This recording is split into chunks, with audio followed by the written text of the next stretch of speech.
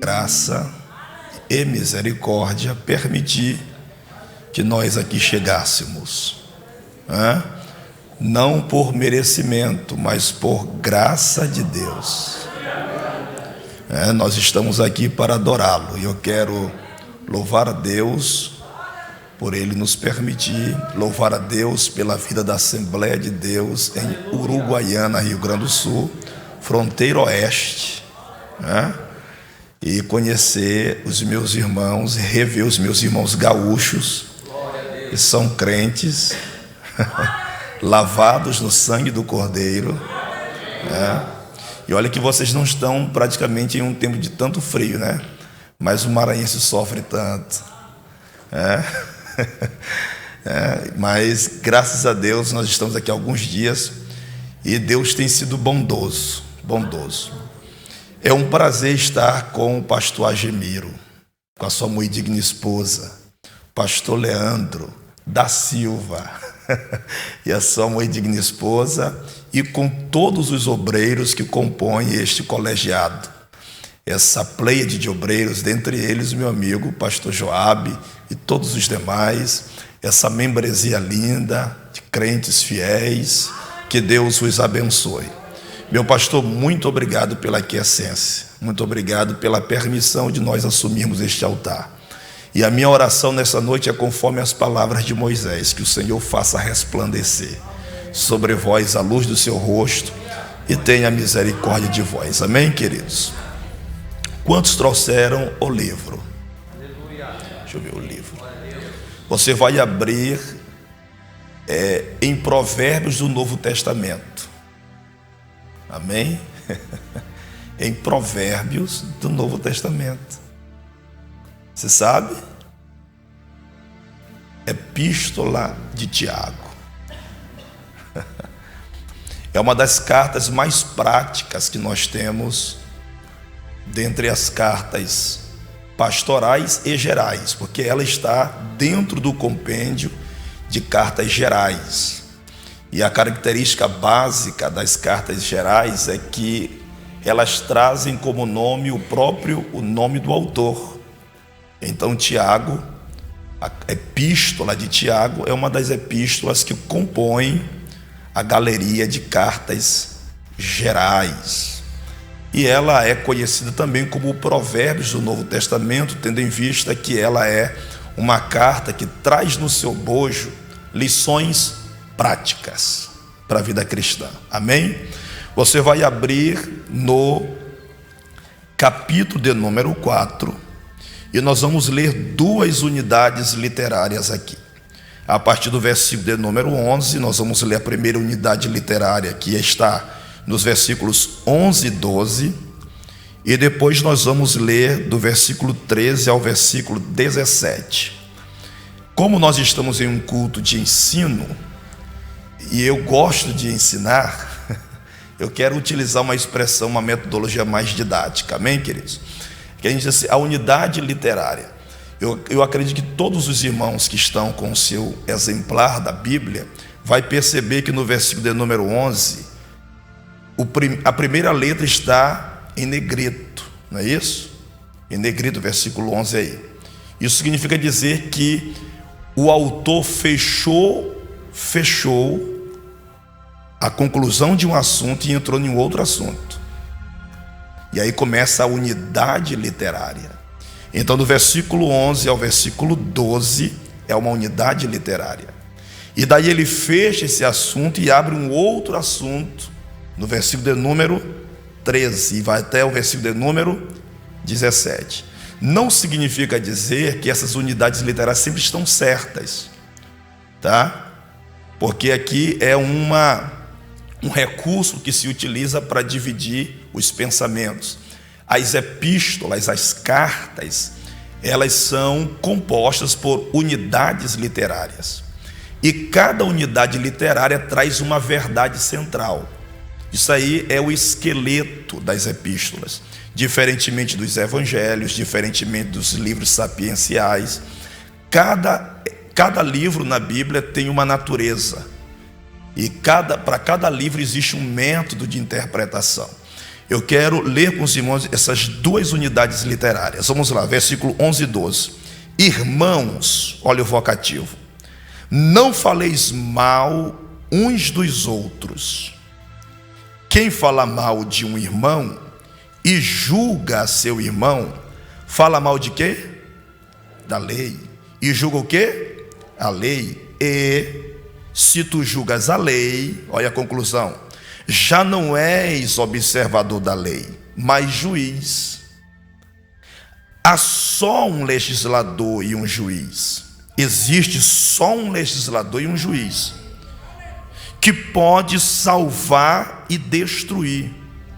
Tu, porém, quem és que julgas a outrem? Amém? Eia, agora, vós que dizeis, hoje ou amanhã iremos a tal cidade, e lá passaremos um ano, e contrataremos e ganharemos. Quanta presunção! Digo-vos que não sabeis o que acontecerá amanhã. Porque que é a vossa vida? Mais uma pergunta retórica. Que é a vossa vida? É um vapor que aparece por um pouco e depois desvanece. Em lugar do que devias dizer, se o Senhor quiser, e se vivermos, faremos isto ou aquilo. Mas, entretanto, todavia, agora, vos gloriais em vossas presunções. Toda glória tal como esta é o quê? É maligna. Então, por vezes, nós somos visitados por sentimentos malignos. Aquele, pois, que sabe fazer o bem e o não faz, comete pecado. Amém. Podeis assentar, queridos. Meus amados irmãos, percebam, dentro do universo bíblico, nós temos pelo menos 4 Tiagos. Nós temos um Tiago conhecido como filho de Alfeu. Nós temos um outro Tiago, que é o Tiago pai de Judas, não Iscariotes. Nós temos um terceiro Tiago, que é o filho de Zebedeu, aquele que naquela ocasião, juntamente com o seu irmão João, tomados por uma ideia de ouvir sempre Jesus falar, pastor Leandro, que partiria, que estabeleceria o seu reino. Aí eles pensaram: o reino, olha, reino, poder, reino, algo interessante. Quem vai assessorá-lo nesse reino? Vamos lá. Senhor, permita-nos que em teu reino sejamos os teus assessores. Aí ele disse assim: vós não sabeis o que dizeis, né? Ou seja, esse Tiago, filho de Zebedeu, ele era alguém que não compreendeu o conceito de reino de Deus. E portanto, por não considerar e não entender a conotação de reino de Deus, por pensar que o reino era algo de natureza terrena, embora um dia será, ele intentou ser alguém relevante no reino. É um outro Tiago. Mas afinal de contas, quem é esse Tiago dessa epístola? Esse Tiago dessa epístola é o irmão ou meio-irmão de Jesus. Portanto, aqui nós temos uma evidência irrefutável que Maria, mãe de Jesus, teve outros filhos. Esse Tiago, juntamente com Judas, que escreveu a epístola de Judas, eram irmãos biológicos de Jesus. Portanto, esse Tiago, ele não é o filho de Alfeu, ele não é o pai de Judas não Iscariotes, e nem é o Tiago, filho de Zebedeu. Esse Tiago é o meio-irmão de Jesus. Mas aqui, perceba, ele está escrevendo uma carta muito interessante. Uma carta que se percebe nele um sentimento ou um espírito de um crente de verdade. Porque quando nós fazemos uma retrospectiva na figura e na biografia desse Tiago, nós chegamos à conclusão que ele não começou crente, ele tornou-se crente.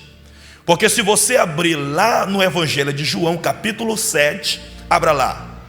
João capítulo 7, versículo 5, há uma informação, não apenas de Tiago, mas dos seus irmãos. Em João capítulo 7, versículo 5, esse Tiago aqui, olha só o que diz o texto. Versículo de número 5. Quem encontrou, diga amém. O que diz aí no versículo 5?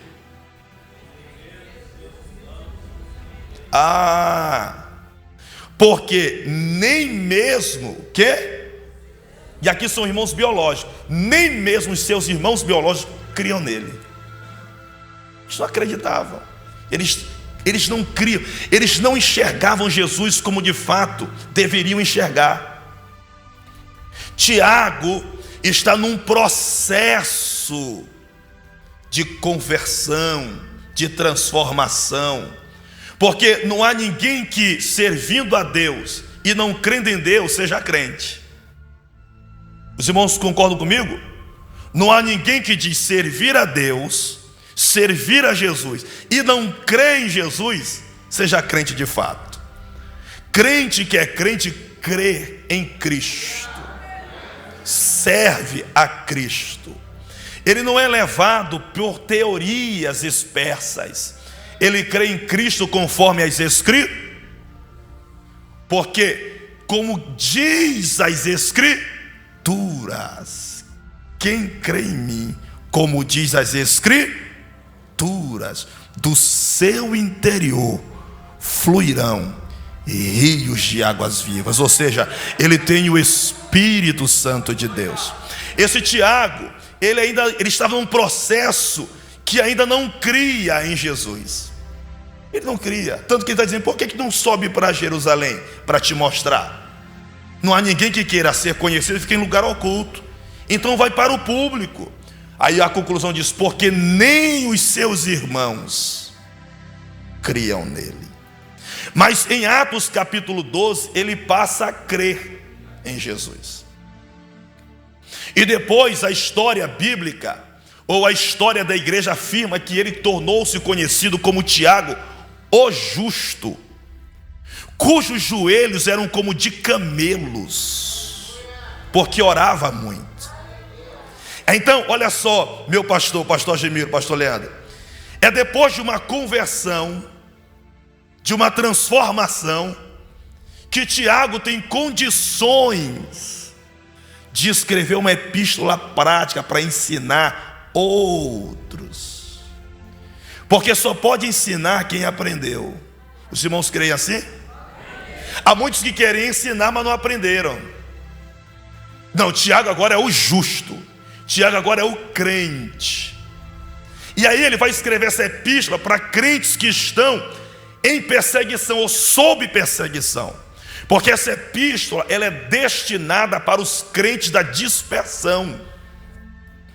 Há uma conclusão teológica que esses crentes, eles foram dispersos. Há pelo menos duas concepções. A primeira é que esses crentes foram dispersos nos dias de Estevão, na perseguição que eclodiu nos dias da morte de Estevão.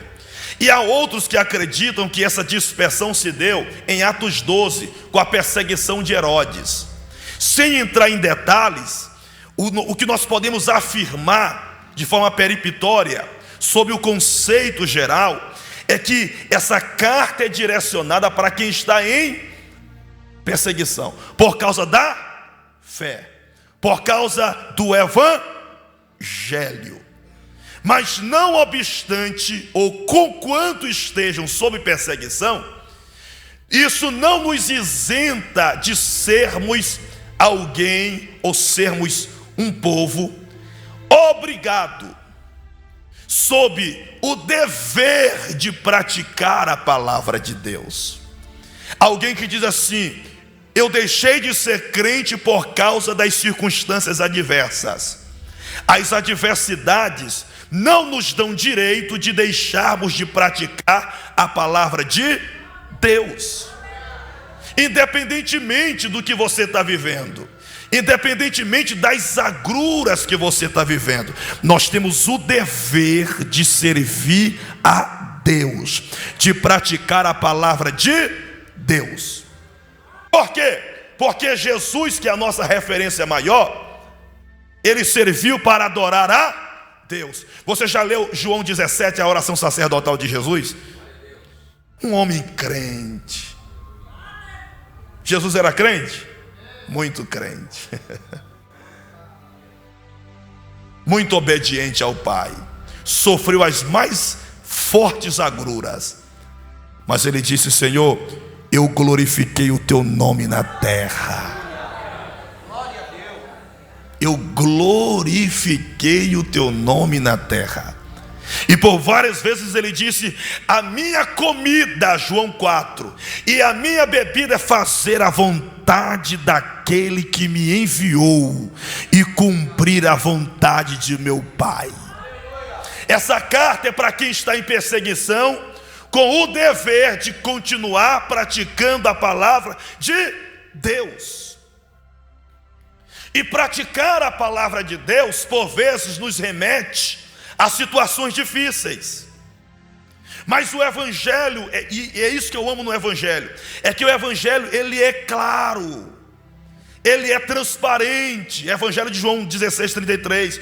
No mundo tereis aflições, mas tem de bom ânimo, eu venci o mundo. Então esse João justo, esse João crente, ou melhor, esse Tiago justo, crente, ele toma da pena para escrever a esses crentes que estão em perseguição. Agora, meus irmãos, olha os conselhos de Tiago para crente que está em tribulação, em perseguição. Ele fala sobre a necessidade de guardar a palavra, e ele é assim taxativo e até exaustivo no conselho sobre o dever de nós nos relacionarmos bem com os nossos irmãos e vigiarmos no que diz respeito àquilo que nós falamos. No capítulo 3, primeiro ele fala sobre a língua. Vede quão grande bosque um tão pequeno fogo incendeia. Sobre o dever de nós vigiarmos com a nossa língua. E ele volta mais uma vez sobre esse tema no capítulo 4. E nunca vivemos tempos de tanto assassinato como hoje por meio da língua. Eu estava vendo alguns dados do governo, diminuiu o número de homicídios, mas cresceu-se o número de mortos por causa da língua. Você sabia que Satanás tem trabalhado nos últimos dias com o intuito de destruir reputações por meio da língua?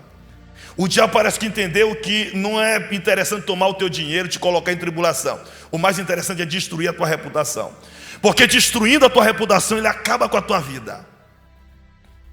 Aí Tiago vai aconselhar esses crentes sobre o cuidado que nós devemos ter. E ele começa com um vocativo interessante: irmãos.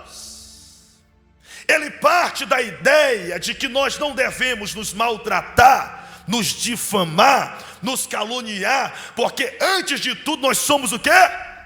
Irmãos. Nós somos irmãos. E o que vem ser irmãos no conceito bíblico? Tem dois conceitos para irmãos. O primeiro é Jesus que dá. Senhor, lá fora está a tua mãe e os teus irmãos estão te chamando.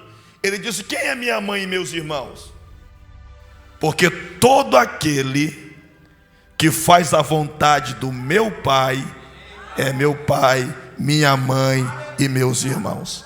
Nós somos irmãos porque nós fazemos a vontade de Deus, não é a vontade do diabo. Nós fazemos a vontade de Deus, nós somos irmãos. Olha o que o Evangelho e a cruz fez, meus irmãos. Excede o poder do sangue.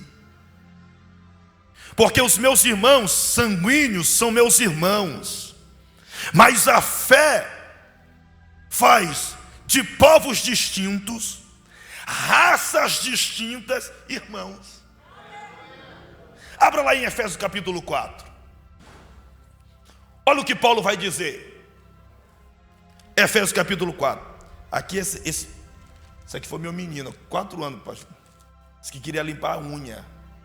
Ou 4 anos, 2 aninhos. Aí arrancou. Eu digo, meu filho. Mas criança, meus irmãos, é uma fofura. Efésios capítulo 4. Nós somos irmãos por quê? Versículo 4 em diante. Há um só, e um só, como também foste chamados em uma só. Versículo 5. Um só, uma só, um só. Versículo 6. O Pai de todos, o qual o quê? Eita, nós somos irmãos. Nós somos irmãos porque nós estamos em um só corpo.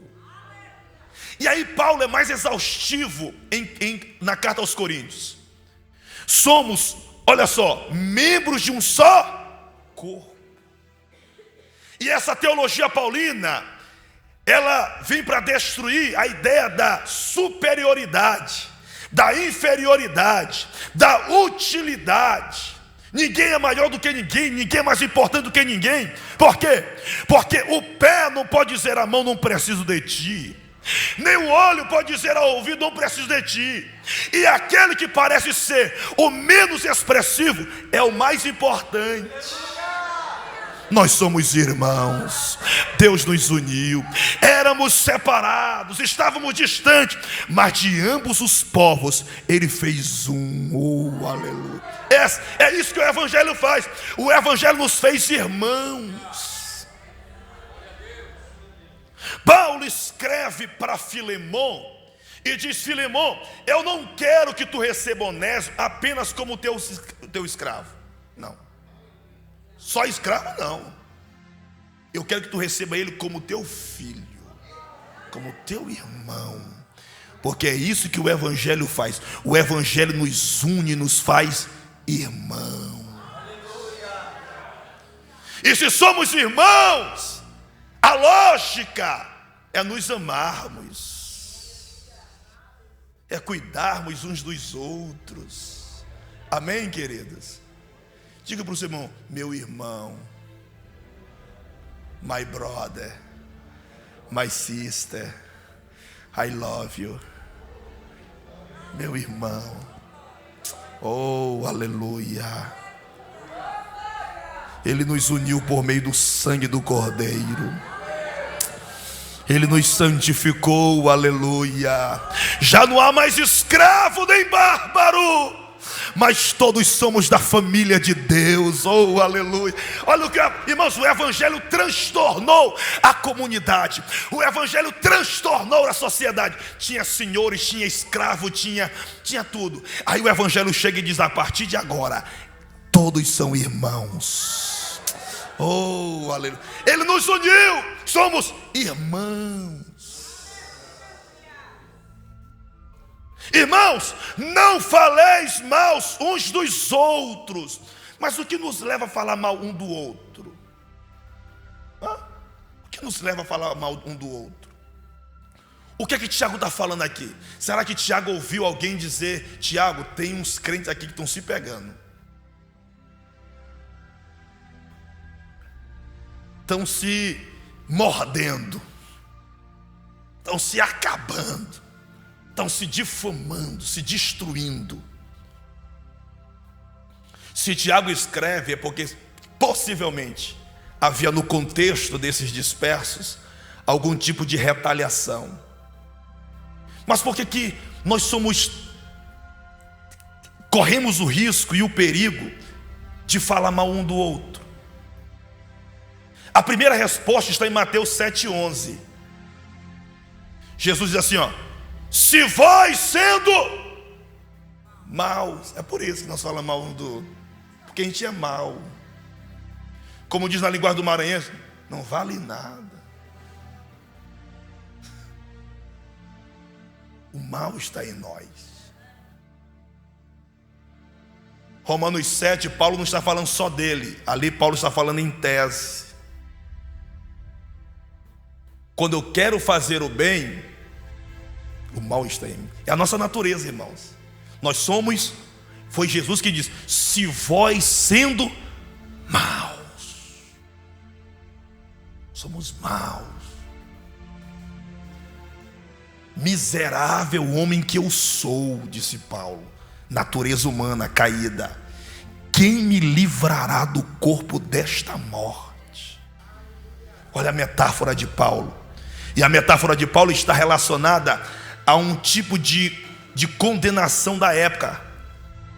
Quando alguém assassinava alguém, pegava o cadáver, amarrava nas costas, o cadáver morto, e aquele condenado carregava aquele cadáver, que entrava em processo de putrefação. Os bichos iam comendo o cadáver e ia comendo o vivo junto. Ele tentava se desvencilhar, mas não conseguia. Por quê? Porque o cadáver estava... Paulo está dizendo, assim é a natureza humana. O cadáver, o velho Rosiels, o velho Leandro, o velho Joab, está aqui, ó. Miserável homem que eu sou. Quando deixamos de vigiar, nós nos tornamos maus. Mas disse Paulo, mas graças a Deus que nos dá a vitória por nosso Senhor Jesus Cristo. O que nos leva a falar mal um dos outros? Segundo Samuel 16, está lá, Ziba, o moço de Mefibosete. Às vezes nós falamos mal um do outro porque nós queremos nos beneficiar na desgraça do outro. Às vezes a difamação se dá por inveja.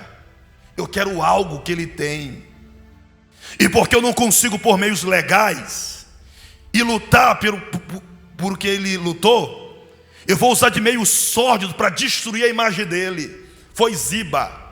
Ziba trabalhou para Saul, na casa de Saul. Saul morre, agora ele é escravo ou moço de Mefibosete. Como que dizendo, eu agora servindo um aleijado. Não. Aí um dia, Ziba chega para Davi com jumento, albardados, mel, queijo, leite. Irmãos, muito cuidado com o fingido. Ele prepara mel, queijo, chimarrão.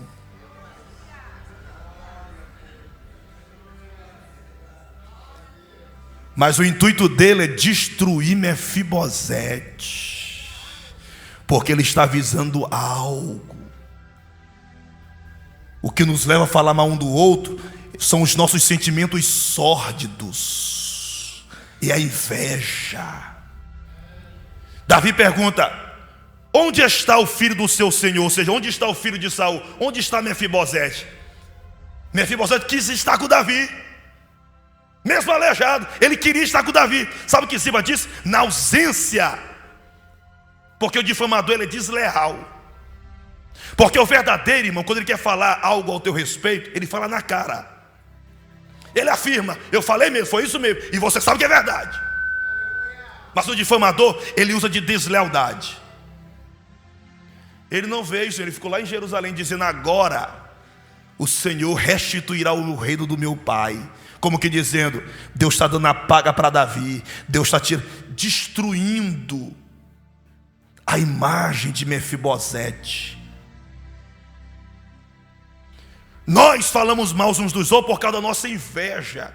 Uma certa vez um pastor foi questionado com a seguinte pergunta: Deus, ou melhor, pastor, se Deus é tão bom e tão poderoso, por que ele não destrói o diabo e os seus demônios?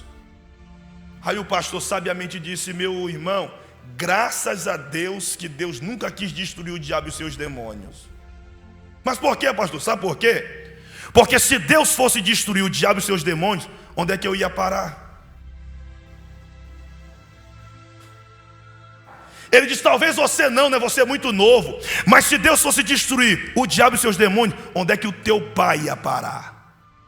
Sabe por quê, meu filho? Porque muitas vezes nós somos os nossos próprios demônios. O mal está em nós. É por isso que o Coelete, o proverbista, diz: de tudo que se deve guardar, guarda o teu coração, porque dele procedem as saídas para a vida. Aqui está a inveja, aqui está o ciúme, aqui tem questões mal resolvidas. E se nós não vigiarmos, nós destruímos os nossos irmãos. Mas que o sangue de Jesus nos lave. Não fale mal uns dos outros. Se você é irmão, não fale mal um dos outros. Porque quem fala mal de um irmão e julga seu irmão, fala mal da lei e julga a lei. Ou seja, ele se vê no direito de fazer aquilo que é direito da lei, da palavra. Estabelecer juízo de valor. Não, porque essa irmã... Irmão, você já percebeu que essa irmã... Já percebeu? O irmão, não percebi não. Não percebeu, irmão. Não acredito, não viu? Não, irmão, não vi nada não. Irmã, essa irmã não presta, irmão. Meu Deus, é mesmo, não presta, irmão.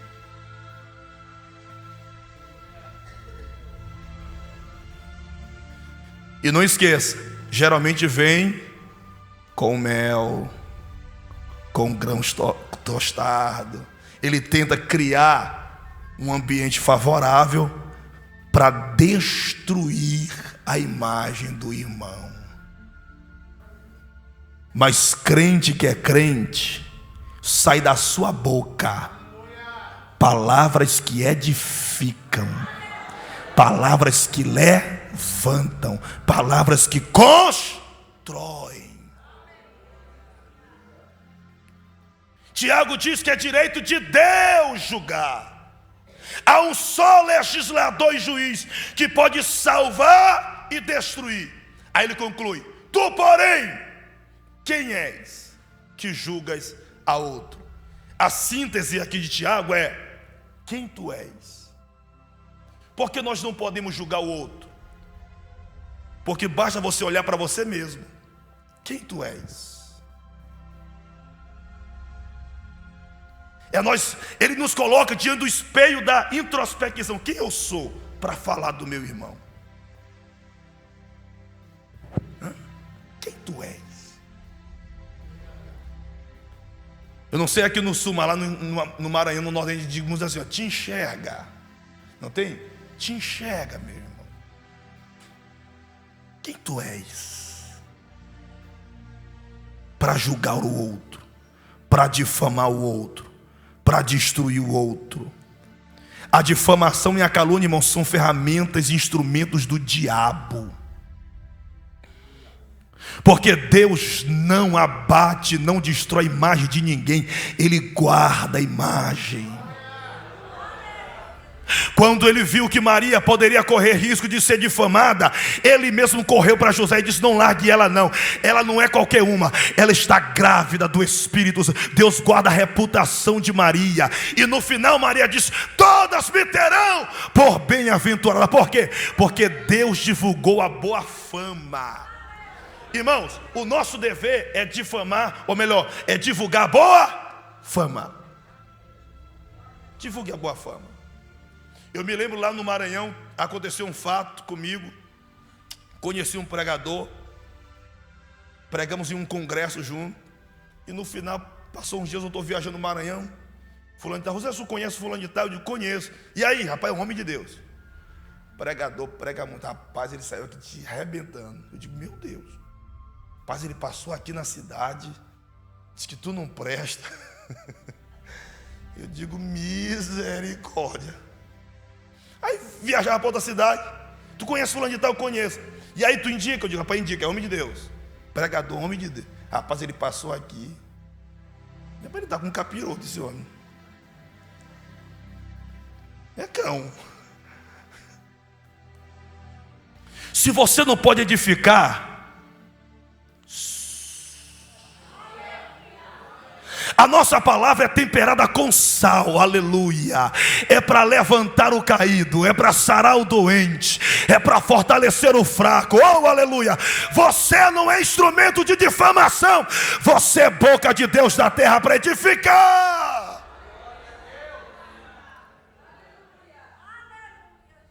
Quem tu és? Eu sou irmão do meu irmão. Quem tu és? Não sou juiz. Quem tu és? Igual o meu irmão.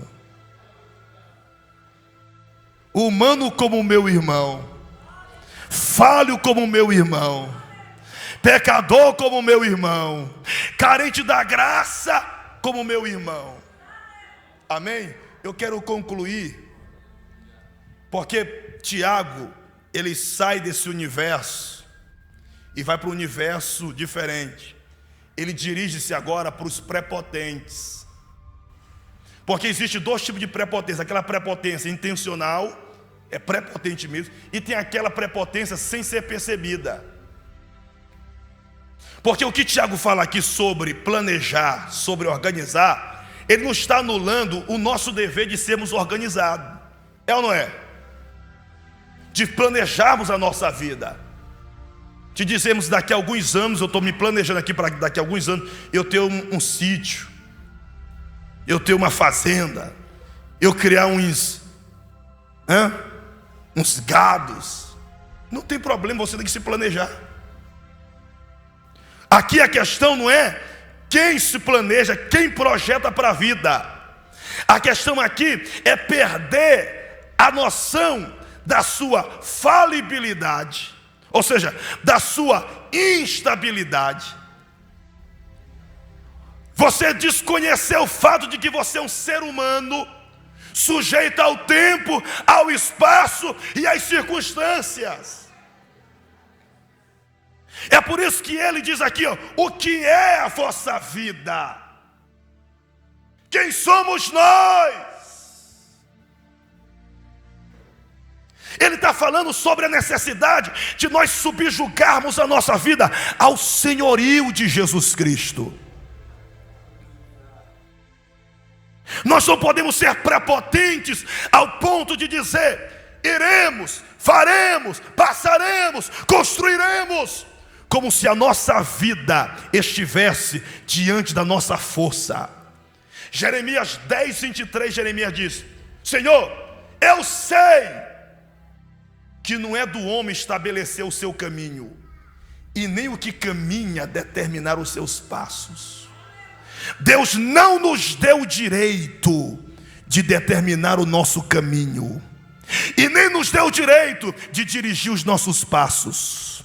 Se nós somos servos de Deus, se somos filhos de Deus, duas coisas precisam estar elencadas na nossa consciência. Primeiro, sou falível, sou temporal. Segundo, é o Senhor quem manda, é o Senhor quem decide, é o Senhor quem dirige, é o Senhor que ordena.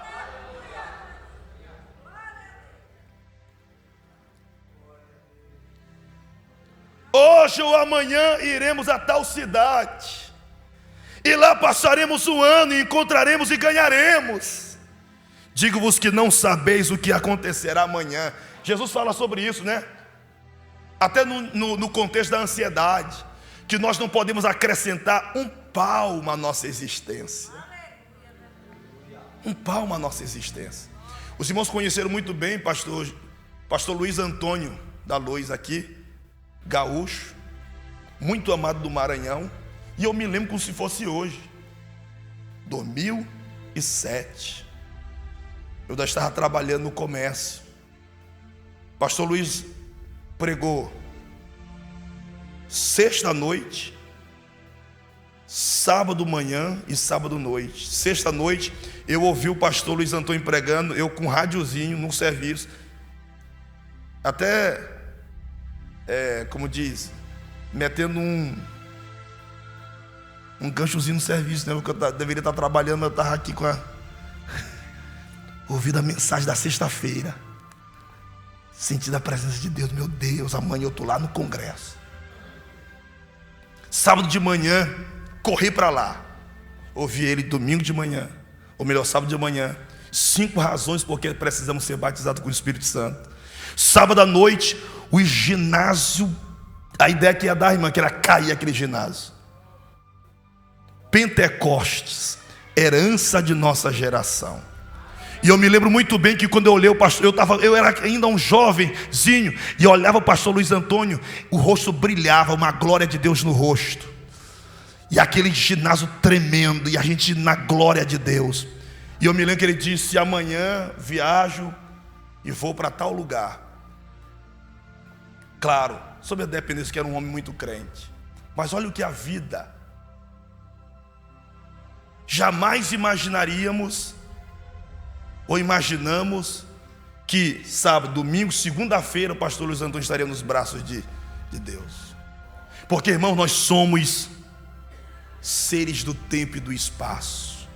Na linguagem poética, Jó diz que nós somos como a nossa casa, físico, é como uma casa fincada no lodo. Na linguagem poética, nós somos como uma fumaça. Nós somos como uma erva do campo, que nasce de manhã, que seca ao meio-dia.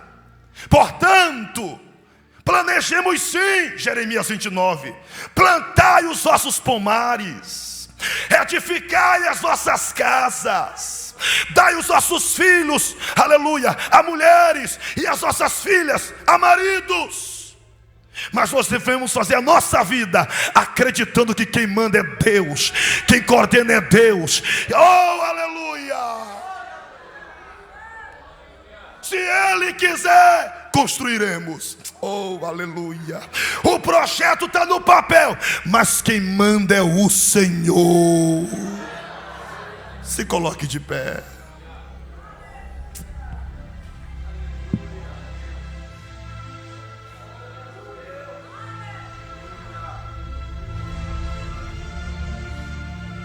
Viveremos em uma comunidade de amor, porque Ele nos ligou com o vínculo da paz. Viveremos amando-nos uns aos outros. Não que sejamos perfeitos. Há uma outra expressão bíblica: suportando uns aos outros. Porque tem hora, irmão, que a gente tem que suportar, né, pastor?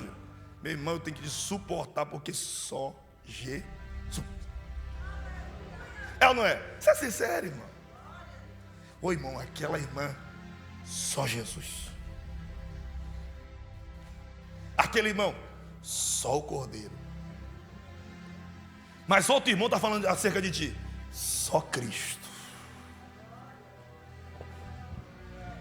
Por isso nós vamos nos amar uns aos outros, suportar as nossas diferenças uns aos outros, aleluia. Por quê?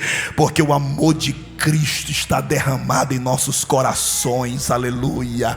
Nós vamos nos abraçar, nós vamos celebrar, oh, aleluia. O que é a vida na fé? É a celebração em meio às indiferenças. É isso que Deus faz. Deus pega um bando de seres diferentes e coloca aqui, ó, para conviver junto, hein? Cada qual com o seu temperamento, cada qual com o seu jeito, cada qual com os seus vícios, cada qual com os seus erros, hein? Um fala muito, outro fala pouco. E vamos nos suportar, e vamos nos guardar. O Espírito de Deus está entre nós, aleluia. A graça de Deus nos faz nos amar uns aos outros, oh, aleluia. A igreja amando os pastores amando a membresia, meus irmãos. E o diabo não tem vez na casa dos santos, porque o Espírito de Deus está em nós. E os nossos planos, e os teus planos, e os teus projetos, coloque na mão de Deus. Coloque na mão de Deus os teus planos. Coloque na mão de Deus os teus projetos. Entrega o teu caminho ao Senhor. confia nele e o mais ele fará. E quando você entrega a sua vida, os seus planos, os seus projetos, tem projeto que Deus tira, tem projeto que Deus anula, tem projeto que Deus, aleluia, substitui por outro. Você chora, lamenta, eu não queria isso, mas depois você vai ver que a vontade de Deus é boa, é perfeita e é agradável. Amém? Amém? Eu me lembro que quando eu era jovenzinho, eu me apaixonei por uma adolescente na igreja. Aí eu chegava cedo da igreja, chegava cedinho, ela chegava cedo, eu chegava cedo. Aí eu sentava atrás dela, aí ficava se pegando no cabelo dela.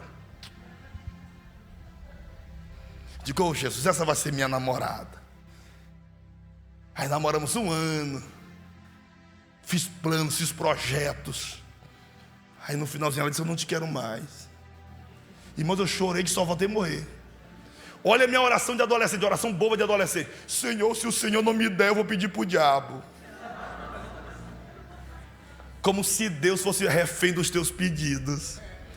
Ele é Senhor, Ele é Deus, Ele sabe o futuro. Você, meu irmão, é um serzinho do tempo e do espaço. Você, meu irmão, não consegue substituir, acrescentar nem diminuir 1 minuto, mas Deus está no controle. O tempo passou, eu conheci a irmã Nenê. Vocês vão conhecer ela um dia. Mais crendo que eu 1000 vezes, é crente demais. Irmã Laudilene, irmã Nenê. Aí eu fico olhando às vezes para ela de minha filha. Oh, Jesus é bom. Não mereço. Jesus me deu uma varoa, uma mulher de Deus, que ama os meus filhos, que ama o seu marido, que ama o meu ministério, e que eu tenho certeza que agora está de joelho dizendo, abençoa, abençoa, oh aleluia, entrega a tua vida nas mãos de Deus. Eu quero orar por vocês nesta noite. Feche os vossos olhos.